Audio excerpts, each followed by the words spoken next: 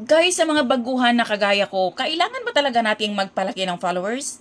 Kailangan ba talaga nating makipaghabulan?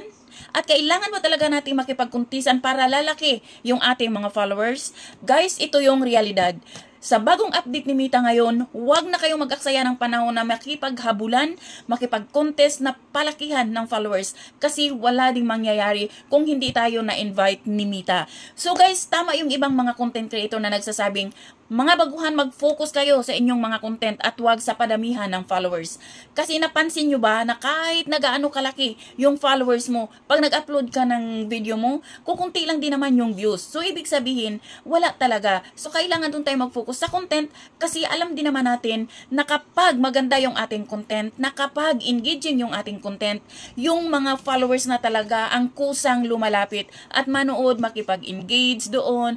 So yun siguro dapat nating gawin, yung piliin natin yung ating content na maganda, yung may quality at engaging. Yun ang advice ng mga malalaking content creator. At yung palakihan ng followers, wag na siguro tayo doon mag-focus. Kasi wala talaga, hindi talaga siya effective. Ewan ko lang ha, sa akin kasi hindi talaga siya effective.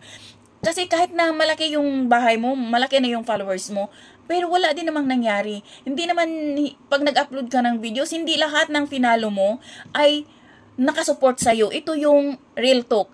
Hindi lahat ng finalo mo susuporta sa'yo sa lahat ng uploads mo.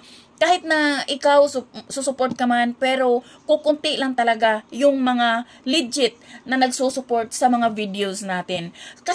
Kasi yung mga na-follow mo, follow to follow yun eh. So sa kanila, pag na-follow na, lalaki na yung bahay nila, so wala na. Wala na silang paki dun kung mai-upload ka man o wala.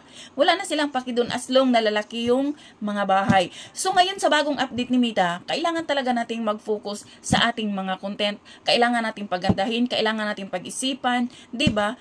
Sana all makapag-isip ng magandang content. 'Di ba? Ang hirap, no? Ang hirap. Hindi mo kasi alam kung anong content na pwede mong gawin na patok sa mga tao.